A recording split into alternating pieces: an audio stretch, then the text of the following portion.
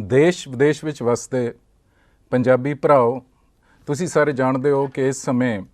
ਪੰਜਾਬ ਜਿਹੜਾ ਬਹੁਤ ਕਠਿਨ ਸਥਿਤੀਆਂ ਵਿੱਚੋਂ ਗੁਜ਼ਰ ਰਿਹਾ। ਇਹ ਜਿਹੜੀਆਂ ਸਥਿਤੀਆਂ ਪੈਦਾ ਹੋਈਆਂ ਉਹਨਾਂ ਦਾ ਮੁੱਖ ਕਾਰਨ ਇਹ ਹੈ ਕਿ ਪਿਛਲੇ ਦਿਨੀ ਜਿਹੜਾ ਕੇਂਦਰ ਸਰਕਾਰ ਨੇ ਖੇਤੀ ਸੰਬੰਧੀ 3 ਆਰਡੀਨੈਂਸ ਜਾਰੀ ਕੀਤੇ ਸੀਗੇ ਅਤੇ ਬਾਅਦ ਵਿੱਚ ਉਹਨਾਂ ਨੂੰ ਸੰਸਦ ਵਿੱਚੋਂ ਪਾਸ ਕਰਾ ਕੇ ਕਾਨੂੰਨ ਦਾ ਰੂਪ ਦੇ ਦਿੱਤਾ। ਹੁਣ ਤੱਕ ਰਾਸ਼ਟਰਪਤੀ ਕੋਵਿੰਦ ਹੋਰਾਂ ਨੇ ਵੀ ਇਸ 'ਤੇ ਦਸਤਖਤ ਕਰ ਦਿੱਤੇ ਆ ਅਤੇ ਬਕਾਇਦਾ ਇਹ ਕਾਨੂੰਨ ਬਣ ਗਿਆ। ਅਤੇ ਇਹ ਜਿਹੜਾ ਕਾਨੂੰਨ ਬਣਿਆ ਇਹਦੇ ਬਾਰੇ 'ਚ ਕਿਸਾਨਾਂ ਦੀ ਇਹ ਰਾਏ ਆ ਕਿ ਇਸ ਨਾਲ ਜਿਹੜੀ ਖੇਤੀਬਾੜੀ ਦੇ ਵਪਾਰ ਅਤੇ ਖੇਤੀਬਾੜੀ ਕਰਨ ਦਾ ਜੋ ਸਮੁੱਚਾ ਅਮਲ ਹੈ ਉਹਦੇ ਵਿੱਚ ਵੱਡੇ ਕਾਰਪੋਰੇਟ ਘਰਾਣੇ ਆ ਜਾਣਗੇ ਅਤੇ ਵੱਡੇ ਖੇਤੀ ਫਾਰਮ ਬਣਨਗੇ। ਛੋਟੇ ਕਿਸਾਨਾਂ ਤੋਂ ਪਹਿਲਾਂ ਠੇਕੇ 'ਤੇ ਜ਼ਮੀਨਾਂ ਕੰਟਰੈਕਟ ਫਾਰਮ ਰਾਹੀਂ ਜ਼ਮੀਨਾਂ ਉਹਨਾਂ ਤੋਂ ਲਈਆਂ ਜਾਣਗੀਆਂ ਜਾਂ ਕੰਟਰੈਕਟ ਫਾਰਮਿੰਗ ਰਾਹੀਂ ਆਪਣੀਆਂ ਸ਼ਰਤਾਂ 'ਤੇ ਕੰਪਨੀਆਂ ਖੇਤੀ ਕਰਵਾਉਣਗੀਆਂ ਅਤੇ ਹੌਲੀ ਹੌਲੀ ਜਿਹੜੀ ਜ਼ਮੀਨ ਹੈ ਉਹ ਜਿਹੜੀ ਆ ਕਾਰਪੋਰੇਟ ਘਰਾਣਿਆਂ ਕੋਲ ਚਲੇ ਜਾਏਗੀ। 500 ਤੋਂ ਲੈ ਕੇ 1000 ਏਕੜ ਤੱਕ ਦੇ ਫਾਰਮ ਬਣਾਏ ਜਾਣਗੇ ਅਤੇ ਪਿੰਡਾਂ ਦੇ ਵਿੱਚ ਇੱਕ ਆਜ਼ਾਦੀ ਦਾ ਵਾਤਾਵਰਨ ਜਿਹੜਾ ਆਪਸੀ ਭਾਈਚਾਰੇ ਦਾ ਵਾਤਾਵਰਨ ਆ ਉਹਦੇ ਵਿੱਚ ਵਿਘਨ ਪਏਗਾ। ਕੰਪਨੀ ਬਹਾਦਰ ਆ ਕੇ ਉੱਥੇ ਬੈਠ ਜਾਣਗੇ ਪਿੰਡਾਂ ਦੇ ਵਿੱਚ ਅਤੇ ਉਹਦੇ ਨਾਲ ਪਿੰਡਾਂ ਦੀ ਜਿਹੜੀ ਜ਼ਿੰਦਗੀ ਪ੍ਰਭਾਵਿਤ ਹੋਏਗੀ। ਉਂਝ ਵੀ ਕਿਸਾਨ ਇਹ ਸੋਚਦੇ ਆ ਕਿ ਇਹਦੇ ਨਾਲ ਜਿਹੜੇ ਕਿਸਾਨਾਂ ਨੂੰ ਕੋਈ ਜ਼ਿਆਦਾ ਫਾਇਦਾ ਹੋਣ ਵਾਲਾ ਨਹੀਂ ਹੈ। ਖਾਸ ਕਰਕੇ ਛੋਟੇ ਕਿਸਾਨਾਂ ਨੂੰ ਆਪਣੀਆਂ ਜਿਹੜਾ ਜਿਣਸਾਂ ਮੰਡੀਆਂ ਵਿੱਚ ਵੇਚਣ ਦੇ ਮਾਮਲੇ 'ਚ ਸਮੱਸਿਆ ਆਏਗੀ। ਪਹਿਲਾਂ ਜਿਸ ਤਰ੍ਹਾਂ ਸਰਕਾਰ ਵੀ ਦਾਅਵੇ ਕਰਦੀ ਹੈ ਸਰਕਾਰੀ ਮੰਡੀਆਂ ਜਾਰੀ ਰਹਿਣਗੀਆਂ, ਜਿਹੜੇ ਸਮਰਥਨ ਮੁੱਲ ਵੀ ਜਿਹੜਾ ਉਹ ਐਲਾਨਿਆ ਜਾਂਦਾ ਰਹੇਗਾ, ਪਰ ਕਿਉਂਕਿ ਸਰਕਾਰੀ ਮੰਡੀਆਂ ਤੋਂ ਬਾਹਰ ਜਿਹੜੇ ਦੂਜੇ ਨਿੱਜੀ ਜਿਹੜੇ ਵਪਾਰੀ ਹੋਣਗੇ ਉਹਨਾਂ ਨੂੰ ਬਿਨਾਂ ਕੋਈ ਟੈਕਸ ਦਿੱਤਿਆਂ ਅਤੇ ਬਿਨਾਂ ਕੋਈ ਲਾਇਸੈਂਸ ਹਾਸਲ ਕਰਨ ਤੋਂ ਉਹ ਇੱਕ ਪੈਨ ਨੰਬਰ ਦੇ ਆਧਾਰ 'ਤੇ ਹੀ ਕਿਸਾਨਾਂ ਦੀਆਂ ਫਸਲਾਂ ਜਿਹੜੀਆਂ ਉਹ 1-2% ਵੱਧ ਰੇਟ 'ਤੇ ਖਰੀਦਣਗੇ, ਕਿਉਂਕਿ ਮੰਡੀਆਂ ਤੋਂ ਬਾਹਰ ਉਹਨਾਂ ਨੂੰ ਕੋਈ ਟੈਕਸ ਨਹੀਂ ਦੇਣੇ ਪੈਣੇ। ਇਸ ਕਰਕੇ 1-2% ਵੀ ਵੱਧ ਭਾਅ ਦੇ ਕੇ ਉਹ ਕਿਸਾਨਾਂ ਨੂੰ ਪ੍ਰੇਰਿਤ ਕਰਨਗੇ ਕਿ ਤੁਸੀਂ ਸਾਨੂੰ ਆਪਣੀਆਂ ਫਸਲਾਂ ਵੇਚੋ। ਅਤੇ ਇਸ ਤਰ੍ਹਾਂ ਹੌਲੀ ਹੌਲੀ ਜਿਹੜੀਆਂ ਮੰਡੀਆਂ ਸਰਕਾਰੀ ਮੰਡੀਆਂ ਉੱਥੇ ਕਿਸਾਨਾਂ ਦੀ ਆਮਦ ਘਟੇਗੀ। ਸਰਕਾਰੀ ਮੰਡੀਆਂ ਦੀ ਜਿਹੜੀ ਮਾਰਕੀਟ ਬੋਰਡ ਆ ਉਹਨਾਂ ਦੀ ਆਮਦਨ ਘਟੇਗੀ ਅਤੇ ਸਰਕਾਰੀ ਮੰਡੀਆਂ ਹੌਲੀ ਹੌਲੀ ਖਤਮ ਹੁੰਦੀਆਂ ਜਾਣਗੀਆਂ। ਕਿਸਾਨ ਜਿਹੜੇ ਆ ਵਪਾਰੀਆਂ ਖਾਸ ਕਰਕੇ ਵੱਡੇ ਜਿਹੜੇ ਕਾਰਪੋਰੇਟ ਹਾਊਸ ਆ ਉਹਨਾਂ ਦੇ ਉੱਪਰ ਨਿਰਭਰ ਹੋ ਕੇ ਰਹਿ ਜਾਣਗੇ। ਇਸ ਤਰ੍ਹਾਂ ਦੇ ਕਿਸਾਨਾਂ ਦੇ ਸ਼ੰਕੇ ਆ। ਅਤੇ ਇਸ ਸਾਰੀ ਸਥਿਤੀ ਦੇ ਵਿੱਚ ਕਿਸਾਨ ਇਹ ਚਾਹੁੰਦੇ ਆ ਕਿ ਜਿਹੜੇ ਨਵੇਂ ਖੇਤੀ ਕਾਨੂੰਨ ਬਣਾਏ ਗਏ ਆ ਉਹਨਾਂ ਵਿੱਚ ਇੱਕ ਛੋਟੀ ਜਿਹੀ ਸੋਧ ਕਰਕੇ ਇਹ ਸ਼ਾਮਲ ਕੀਤਾ ਜਾਵੇ ਕਿ ਜਿਹੜੇ ਨਿੱਜੀ ਵਪਾਰੀ ਵੀ ਪੰਜਾਬ ਤੋਂ ਖੇਤੀ ਉਤਪਾਦਨ ਖਰੀਦਣਗੇ ਉਹ ਵੀ ਸਰਕਾਰ ਵੱਲੋਂ ਐਲਾਨੇ ਜਿਹੜੇ ਸਮਰਥਨ ਮੁੱਲ ਦੇ ਉੱਪਰ ਹੀ ਖਰੀਦਣਗੇ, ਉਹ ਤੋਂ ਘੱਟ ਮੁੱਲ ਦੇ ਕੇ ਨਹੀਂ ਖਰੀਦਣਗੇ। ਪਰ ਅਜੇ ਤੱਕ ਸਰਕਾਰ ਕਿਸਾਨਾਂ ਦੀ ਮੰਗ ਮੰਨਦੀ ਨਜ਼ਰ ਨਹੀਂ ਆ ਰਹੀ। ਇਸੇ ਹੀ ਕਰਕੇ ਪੰਜਾਬ ਵਿੱਚ ਵੱਖ-ਵੱਖ ਥਾਵਾਂ 'ਤੇ ਰੇਲਵੇ ਲਾਈਨਾਂ ਉੱਪਰ ਅਤੇ ਸੜਕਾਂ ਉੱਪਰ ਜਿਹੜੇ ਕਿਸਾਨ ਅੰਦੋਲਨਕਾਰੀ ਬੈਠੇ ਆ ਅਤੇ 25 ਜਿਹੜਾ ਸਤੰਬਰ ਦਾ ਬੰਦ ਇਸ ਸੰਬੰਧ 'ਚ ਬਹੁਤ ਹੀ ਪੰਜਾਬ ਵਿੱਚ ਜ਼ਬਰਦਸਤ ਰਿਹਾ। ਔਰ ਸਿਰਫ ਕਿਸਾਨ ਹੀ ਨਹੀਂ ਬਲਕਿ ਨੌਜਵਾਨ, ਪੰਜਾਬ ਦੇ ਗਾਇਕ, ਛੋਟੇ ਦੁਕਾਨਦਾਰ, ਵਪਾਰੀ, ਗੱਲ ਕਿ ਪੰਜਾਬ ਦੇ ਹਰ ਵਰਗ ਵੱਲੋਂ ਕਿਸਾਨਾਂ ਨੂੰ ਸਮਰਥਨ ਦਿੱਤਾ ਗਿਆ। ਬੇਮਿਸਾਲ ਸਫਲ ਰਿਹਾ ਜਿਹੜਾ 25 ਸਤੰਬਰ ਦਾ ਬੰਦ ਸੀਗਾ। ਅਤੇ ਉਹ ਤੋਂ ਬਾਅਦ ਵੀ ਜਿਹੜੀਆਂ ਕਿਸਾਨ ਜਥੇਬੰਦੀਆਂ ਇਸ ਸੰਘਰਸ਼ ਨੂੰ ਜਿਹੜਾ ਇਸੇ ਤਰ੍ਹਾਂ ਅੱਗੇ ਵਧਾਉਂਦੀਆਂ ਜਾਪਦੀਆਂ ਹਨ ਅਤੇ ਜਿਹੜਾ ਆਉਣ ਵਾਲੇ ਦਿਨਾਂ 'ਚ ਵੀ ਇਹ ਸੜਕਾਂ ਅਤੇ ਜਿਹੜੀਆਂ ਰੇਲਵੇ ਲਾਈਨਾਂ ਉਹਨਾਂ ਦੇ ਜਾਮ ਰਹਿਣ ਦੀਆਂ ਭਾਰੀ ਸੰਭਾਵਨਾਵਾਂ ਹੈਗੀਆਂ ਆ। ਅਤੇ ਇਹਨੂੰ ਮੁੱਖ ਰੱਖ ਕੇ ਜਿਹੜੇ ਪੰਜਾਬ ਦੇ ਬਹੁਤ ਸਾਰੇ ਸੰਵੇਦਨਸ਼ੀਲ ਲੋਕ ਆ, ਜਿਹੜੇ ਬੁੱਧੀਜੀਵੀ ਆ, ਉਹ ਸਾਰੇ ਸੋਚਦੇ ਆ ਕਿ ਜਿਸ ਤਰ੍ਹਾਂ 80ਵੇਂ ਦੇ ਸਮੇਂ ਵਿੱਚ ਕਾਂਗਰਸ ਨੇ ਪੰਜਾਬ ਪ੍ਰਤੀ ਬਹੁਤ ਟਕਰਾਓ ਵਾਲੀ ਨੀਤੀ ਇਖਤਿਆਰ ਕੀਤੀ। ਪੰਜਾਬ ਦੀਆਂ ਉਸ ਸਮੇਂ ਦੀਆਂ ਜਿਹੜੀਆਂ ਛੋਟੀਆਂ-ਮੋਟੀਆਂ ਮੰਗਾਂ ਜਿਹੜੀਆਂ ਅਕਾਲੀ ਮੋਰਚੇ ਨੇ ਉਠਾਈਆਂ ਸੀਗੀਆਂ ਜਾਂ ਧਰਮਯੁੱਧ ਮੋਰਚੇ ਨੇ ਉਠਾਈਆਂ ਸੀਗੀਆਂ, ਉਹਨਾਂ 'ਚ ਕੋਈ ਅਜਿਹੀ ਵੱਡੀ ਮੰਗ ਨਹੀਂ ਸੀਗੀ ਜਿਹੜੀ ਕਿ ਮੰਨੀ ਨਾ ਜਾ ਸਕੇ। ਪਰ ਉਸ ਸਮੇਂ ਜਿਹੜੀ ਕਾਂਗਰਸ ਦੀ ਸ਼੍ਰੀਮਤੀ ਇੰਦਰਾ ਗਾਂਧੀ ਦੀ ਅਗਵਾਈ ਵਾਲੀ ਸਰਕਾਰ ਸੀਗੀ, ਉਸ ਨੇ ਜਿਹੜਾ ਕੋਈ ਗੱਲਬਾਤ ਕਰਕੇ ਕੋਈ ਮਸਲੇ ਦਾ ਹੱਲ ਕੱਢਣ ਲਈ ਯਤਨ ਨਹੀਂ ਕੀਤਾ। ਭਾਵੇਂ ਅਕਾਲੀ ਦਲ ਅਤੇ ਕਾਂਗਰਸ ਦੇ ਲੀਡਰਾਂ ਦਰਮਿਆਨ ਉਸ ਸਮੇਂ ਦੀ ਕੇਂਦਰ ਸਰਕਾਰ ਦਰਮਿਆਨ ਕਈ ਵਾਰ ਗੱਲਬਾਤ ਹੋਈ, ਪਰ ਕੋਈ ਜਿਹੜਾ ਨਿਬੇੜਾ ਨਹੀਂ ਹੋ ਸਕਿਆ ਅਤੇ ਇਸ ਤਰ੍ਹਾਂ ਟਕਰਾਅ ਵੱਧਦਾ ਗਿਆ ਅਤੇ ਉਹਦੇ ਵਿੱਚੋਂ ਹੀ ਸਾਕਾ ਨੀਲਾ ਤਾਰਾ ਵਰਗਾ ਦੁਖਾਂਤ ਵਾਪਰਿਆ ਅਤੇ ਉਹ ਤੋਂ ਬਾਅਦ ਜਿਹੜਾ ਦਿੱਲੀ ਵਿੱਚ ਸਿੱਖ ਕਤਲੇਆਮ ਹੋਇਆ। ਇਹ ਉਸ ਸਮੇਂ ਜਿਹੜਾ ਪੰਜਾਬ ਵਿੱਚ ਉਹ ਤੋਂ ਬਾਅਦ ਹਿੰਸਾ ਦਾ ਦੌਰ ਵੀ ਚੱਲਿਆ ਅਤੇ ਉਹਦੇ ਨਾਲ ਪੰਜਾਬ ਜਿਹੜਾ ਕਦੇ 80ਵਿਆਂ ਦੇ ਵਿੱਚ ਜਿਹੜਾ ਆਰਥਿਕਤਾ ਦੇ ਪੱਖ ਤੋਂ ਮਜ਼ਬੂਤ ਸੀਗਾ, ਉਹਦੇ ਸਿਰ ਕੋਈ ਕਰਜ਼ਾ ਨਹੀਂ ਸੀਗਾ, ਪੰਜਾਬ ਬਹੁਤ ਬੁਰੇ ਹਾਲਾਤਾਂ 'ਚੋਂ ਲੰਘਿਆ। ਸਾਡਾ ਭਾਰੀ ਜਾਨੀ ਅਤੇ ਮਾਲੀ ਨੁਕਸਾਨ ਹੋਇਆ ਅਤੇ ਉਹ ਅੱਜ ਤੱਕ ਵੀ ਪੰਜਾਬ ਦੀ ਜਿਹੜੀ ਆਰਥਿਕਤਾ ਵਿਗੜੀ ਹੋਈ ਆ ਉਹ ਸੁਧਰ ਨਹੀਂ ਸਕੀ ਅਤੇ ਪੰਜਾਬ ਅੱਜ ਕਰਜ਼ੇ ਦੇ ਜਾਲ ਵਿੱਚ ਫਸਿਆ ਹੋਇਆ। ਇਸ ਲਈ 1992 ਤੋਂ ਬਾਅਦ ਜਿਹੜੀਆਂ ਵੀ ਸਰਕਾਰਾਂ ਬਣੀਆਂ ਉਹਨਾਂ ਦੀਆਂ ਗਲਤ ਨੀਤੀਆਂ ਵੀ ਜ਼ਿੰਮੇਵਾਰ ਆ, ਜਿਨ੍ਹਾਂ ਕਰਕੇ ਪੰਜਾਬ ਅੱਜ ਕਰਜ਼ੇ ਦੇ ਜਾਲ 'ਚ ਫਸਿਆ ਹੋਇਆ। ਪੰਜਾਬ ਦੇ ਨੌਜਵਾਨ ਬੇਰੁਜ਼ਗਾਰੀ ਦਾ ਸਾਹਮਣਾ ਕਰ ਰਹੇ ਆ, ਭ੍ਰਿਸ਼ਟਾਚਾਰ ਅਤੇ ਵੱਖ-ਵੱਖ ਤਰ੍ਹਾਂ ਦੇ ਮਾਫੀਏ ਵੀ ਇਹਦੇ ਵਿੱਚ ਉੱਭਰੇ। 1992 ਤੋਂ ਬਾਅਦ ਜਿਹੜੀਆਂ ਵੀ ਸਰਕਾਰਾਂ ਬਣੀਆਂ, ਚਾਹੇ ਉਹ ਕਾਂਗਰਸ ਦੀਆਂ ਬਣੀਆਂ, ਅਕਾਲੀ ਦਲ ਭਾਜਪਾ ਦੀਆਂ ਬਣੀਆਂ, ਉਹ ਆਪਣੇ ਆਪ 'ਚ ਕਾਫੀ ਹੱਦ ਤੱਕ ਇਹਨਾਂ ਸਾਰੀਆਂ ਸਮੱਸਿਆਵਾਂ ਲਈ ਜ਼ਿੰਮੇਵਾਰ ਹੈਗੀਆਂ। ਪਰ ਅੱਜ ਦੀਆਂ ਸਥਿਤੀਆਂ 'ਚ ਇਹ ਜਾਪਦਾ ਕਿ ਜੇ ਕੇਂਦਰ ਸਰਕਾਰ ਇਹ ਕਿਸਾਨਾਂ ਦੀ ਮੰਗ ਨਹੀਂ ਮੰਨਦੀ ਤਾਂ ਇਹ ਟਕਰਾਅ ਜਿਹੜਾ ਲੋਕਾਂ ਨੂੰ ਚਿੰਤਾ ਆ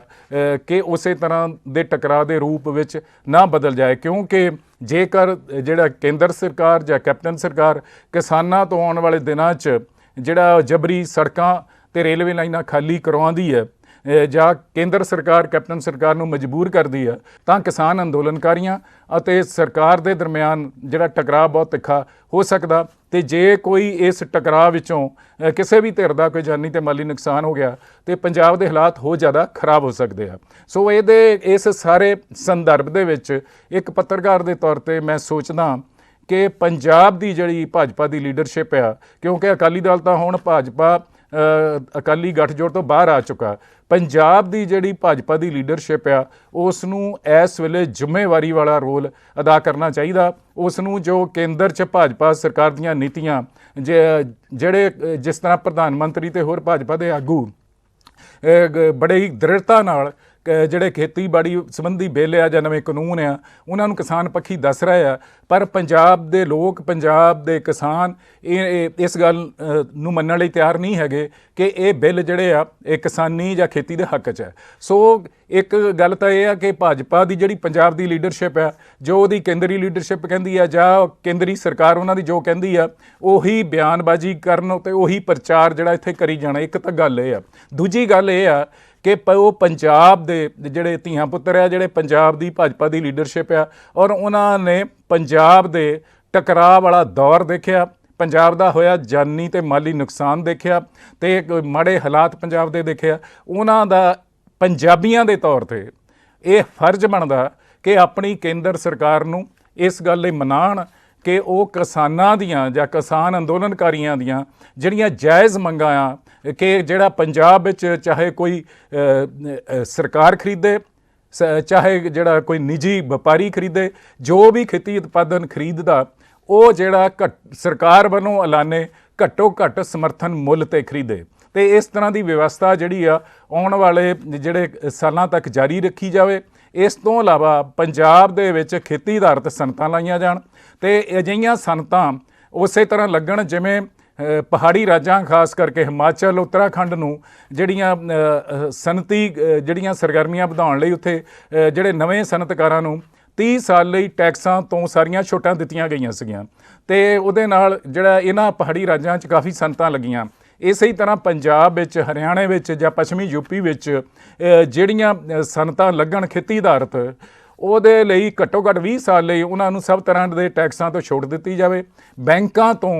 ਉਹਨਾਂ ਨੂੰ ਸਸਤੀਆਂ ਦਰਾਂ 'ਤੇ ਕਰਜ਼ੇ ਦਿੱਤੇ ਜਾਣ। ਇਹਦੇ ਨਾਲ ਜਿਹੜਾ ਬਹੁਤ ਸਾਰੇ ਭਾਰਤੀ ਅਤੇ ਬਹੁਤ ਸਾਰੇ ਵਿਦੇਸ਼ੀ ਜਿਹੜੇ ਸਨਅਤਕਾਰ ਆ ਉਹ ਇੱਥੇ ਖੇਤੀ ਆਧਾਰਿਤ ਸਨਅਤਾਂ ਕਰਨ ਲਈ ਅੱਗੇ ਆ ਸਕਦੇ ਆ ਅਤੇ 4-5 ਸਾਲਾਂ 'ਚ ਪੰਜਾਬ, ਹਰਿਆਣੇ ਅਤੇ ਪੱਛਮੀ ਯੂਪੀ 'ਚ ਇਹ ਜਿਹੜੀਆਂ ਖੇਤੀ ਆਧਾਰਿਤ ਸਨਅਤਾਂ ਲੱਗ ਸਕਦੀਆਂ ਅਤੇ ਉਹ ਜਿਹੜੀਆਂ ਜੋ ਵੀ ਖੇਤੀ ਪੈਦਾ ਕਰਦੀ ਆ ਪੰਜਾਬ, ਹਰਿਆਣੇ, ਪੱਛਮੀ ਯੂਪੀ 'ਚ ਜੋ ਵੀ ਖੇਤੀ ਪੈਦਾ ਕਰਦੀ ਆ, ਫਲ, ਸਬਜ਼ੀਆਂ, ਅਨਾਜ, ਉਹਦੀ ਪ੍ਰੋਸੈਸਿੰਗ ਦਾ ਕੰਮ ਸ਼ੁਰੂ ਹੋ ਜਾਏਗਾ ਔਰ ਖੇਤੀ ਜਿਹੜੀ ਆ ਹੰਢਣਸਾਰ ਸਸਟੇਨੇਬਲ ਹੋ ਜਾਏਗੀ ਅਤੇ ਇਹਦੇ 'ਤੇ ਕਿਸਾਨਾਂ ਦੇ ਕੋਲ ਬਦਲ ਵੀ ਆ ਜਾਣਗੇ ਅਤੇ ਜਿਹੜਾ ਸਰਕਾਰੀ ਖਰੀਦ ਆ ਉਹਦੇ 'ਤੇ ਦਬਾਅ ਘੱਟ ਸਕਦਾ ਇਹਦੇ ਨਾਲ।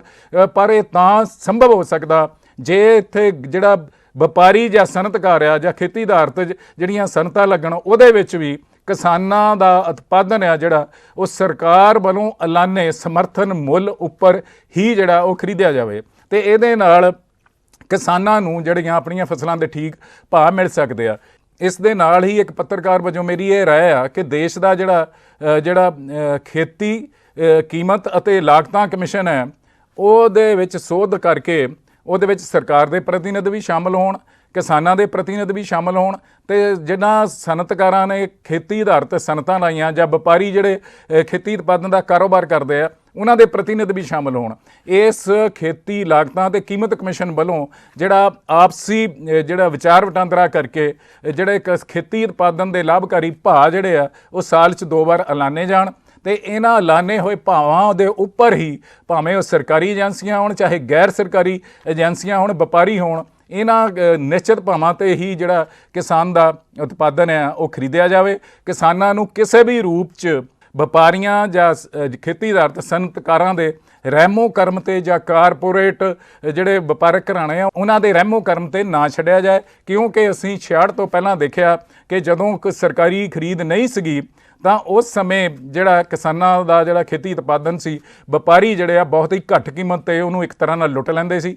ਕਿਸਾਨਾਂ ਦੀ ਹਾਲਤ ਬੜੀ ਮਾੜੀ ਸੀਗੀ, ਅਤੇ ਉਹ ਅੱਜ ਕਿਸਾਨ ਵੀ ਤੇ ਕੋਈ ਵੀ ਜਿਹੜੇ ਪੰਜਾਬ ਦੇ ਲੋਕ ਆ ਜਿਨ੍ਹਾਂ ਨੇ ਹੁਣ ਤੱਕ ਆਪਣੇ 1.5-2 ਸਦੀ ਇਲਾਕੇ 'ਚੋਂ ਪੰਜਾਬ ਦੇ 'ਚੋਂ ਦੇਸ਼ ਦੇ ਅਨਾਜ ਭੰਡਾਰ ਵਿੱਚ 40 ਤੋਂ ਲੈ ਕੇ 60% ਦਾ ਹਿੱਸਾ ਪਾਇਆ, ਉਹ ਲੋਕ ਇਹ ਨਹੀਂ ਚਾਹੁੰਦੇ ਕਿ ਕਿਸਾਨਾਂ ਨੂੰ ਮੁੜ ਕੇ ਫਿਰ 66 ਤੋਂ ਪਹਿਲਾਂ ਵਾਲੀਆਂ ਸਥਿਤੀਆਂ ਵਿੱਚ ਧੱਕ ਦਿੱਤਾ ਜਾਏ, ਤੇ ਨਾ ਹੀ ਅਜਿਹਾ ਕਰਨਾ ਦੇਸ਼ ਦੇ ਹਿੱਤ ਵਿੱਚ ਹੈ। ਦੇਸ਼ ਦੀ ਖੁਰਾਕ ਸੁਰੱਖਿਆ ਲਈ ਵੀ ਅਜਿਹੀ ਗੱਲ ਠੀਕ ਨਹੀਂ ਹੈ। ਸੋ ਇਸ ਸਾਰੇ ਸੰਦਰਭ 'ਚ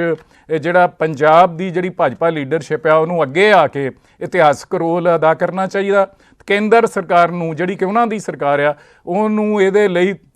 ਕਨਵਿੰਸ ਕਰਨਾ ਚਾਹੀਦਾ, ਇਹ ਸਮਝਾਉਣਾ ਚਾਹੀਦਾ ਕਿ ਪੰਜਾਬ ਦੇ ਕਿਸਾਨਾਂ ਦੀਆਂ, ਹਰਿਆਣੇ ਦੇ ਕਿਸਾਨਾਂ ਦੀਆਂ, ਪੱਛਮੀ ਯੂਪੀ ਦੇ ਕਿਸਾਨਾਂ ਦੀਆਂ ਜਾਂ ਕਰਨਾਟਕ ਤੇ ਹੋਰ ਜਿਹੜੇ ਸੂਬਿਆਂ ਦੇ ਕਿਸਾਨ ਆ ਜੋ ਮੰਗਾਂ ਰੱਖ ਰਹੇ ਆ ਕਿ ਉਹਨਾਂ ਨੂੰ ਇੱਕ ਆਪਣੀਆਂ ਫਸਲਾਂ ਦੇ ਲਾਭਕਾਰੀ ਭਾਅ ਮਿਲਣੇ ਚਾਹੀਦੇ ਆ ਤੇ ਨਿਸ਼ਚਿਤ ਮੰਡੀਕਰਨ ਮਿਲਣਾ ਚਾਹੀਦਾ। ਇਹਨਾਂ ਮੰਗਾਂ ਨੂੰ ਜਿਹੜੀ ਆ ਉਹ ਕੇਂਦਰ ਸਰਕਾਰ ਮੰਨੇ, ਕਿਉਂਕਿ ਕਰੋਨਾ ਵਾਇਰਸ ਦੇ ਸਮੇਂ ਵਿੱਚ ਜਦੋਂ ਹੋਰ ਵਪਾਰਕ ਸਰਗਰਮੀਆਂ ਸਾਰੀਆਂ ਠੱਪ ਹੋ ਕੇ ਰਹਿ ਗਈਆਂ ਸੀਗੀਆਂ ਤੇ ਇੱਕ ਖੇਤੀ ਆ ਜਿਹਦਾ ਕੰਮਕਾਜ ਚੱਲਦਾ ਰਿਹਾ, ਕਿਸਾਨਾਂ ਤੇ ਖੇਤ ਮਜ਼ਦੂਰਾਂ ਨੇ ਆਪਣੀਆਂ ਜ਼ਿੰਦਗੀਆਂ ਦਾ ਜੋਖਮ ਉਠਾ ਕੇ ਖੇਤੀਬਾੜੀ ਦਾ ਪਹੀਆ ਘੁੰਮਣ ਤੋਂ ਬੰਦ ਨਹੀਂ ਹੋਣ ਦਿੱਤਾ। ਉਹਦੇ ਨਾਲ ਸਾਰਾ ਦੇਸ਼ ਜਿਹੜਾ ਰੋਟੀ ਖਾ ਰਿਹਾ ਤੇ ਜਿਹੜੇ ਗਰੀਬ ਵਰਗ ਆ ਉਹਨਾਂ ਨੂੰ ਮੁਫਤ ਅਨਾਜ ਵੀ ਦਿੱਤਾ ਜਾ ਰਿਹਾ। ਇਹ ਕਿਸਾਨਾਂ ਕਰਕੇ ਹੀ, ਜਿਹੜੇ ਦਿਹਾਤੀ ਖੇਤ ਮਜ਼ਦੂਰ ਆ ਉਹਨਾਂ ਕਰਕੇ ਹੀ ਸੰਭਵ ਹੋ ਸਕਿਆ। ਤੇ ਜੇਕਰ ਕੇਂਦਰ ਸਰਕਾਰ ਇਹ ਚਾਹੁੰਦੀ ਹੈ ਕਿ ਦੇਸ਼ ਦੀ ਅਨਾਜ ਸੁਰੱਖਿਆ ਬਣੀ ਰਹੇ ਤੇ ਕਿਸਾਨਾਂ ਨੂੰ ਲਾਭਕਾਰੀ ਭਾਅ ਮਿਲਣ ਤੇ ਉਹਨਾਂ ਦੀ ਜ਼ਿੰਦਗੀ ਵੀ ਬਿਹਤਰ ਰਹੇ ਤੇ ਬਿਹਤਰ ਬਣੇ, ਤਾਂ ਉਸ ਨੂੰ ਜਿਹੜੀਆਂ ਪੰਜਾਬ ਦੇ ਕਿਸਾਨਾਂ ਦੀਆਂ, ਹਰਿਆਣੇ ਦੇ ਕਿਸਾਨਾਂ ਦੀਆਂ ਤੇ ਦੇਸ਼ ਦੇ ਹੋਰ ਸੂਬਿਆਂ ਤੋਂ ਜਿਹੜੇ ਕਿਸਾਨ ਅੰਦੋਲਨ ਕਰ ਰਹੇ ਆ ਇਸ ਮੁੱਦੇ ਨੂੰ ਲੈ ਕੇ ਉਹਨਾਂ ਦੀ ਜਾਇਜ਼ ਮੰਗੇ ਮੰਨਣੀ ਚਾਹੀਦੀ ਹੈ। ਤੇ ਜਿੱਥੋਂ ਤੱਕ ਪੰਜਾਬ ਦੀ ਗੱਲ ਹੈ, ਮੈਂ ਇੱਕ ਵਾਰ ਫਿਰ ਪੰਜਾਬ ਦੀ ਜਿਹੜੀ ਭਾਜਪਾ ਦੀ ਲੀਡਰਸ਼ਿਪ ਆ ਉਹਨੂੰ ਮੈਂ ਇਹ ਬੇਨਤੀ ਕਰਨਾ ਚਾਹਨਾ ਕਿ ਉਹ ਆਪਣੀ ਜ਼ਿੰਮੇਵਾਰੀ ਸਮਝੇ ਤੇ ਕੇਂਦਰ ਸਰਕਾਰ ਨੂੰ ਇਸ ਗੱਲ ਲਈ ਤਿਆਰ ਕਰੇ, ਉਹ ਕਿਸਾਨ ਪ੍ਰਤੀਨਿਧਾਂ ਨਾਲ ਗੱਲ ਕਰੇ ਤੇ ਇਸ ਮਸਲੇ ਦਾ ਕੋਈ ਸੁਚੱਜਾ ਹੱਲ ਕੱਢਣ ਲਈ ਅੱਗੇ ਆਵੇ। ਸ਼ੁਕਰੀਆ, ਧੰਨਵਾਦ।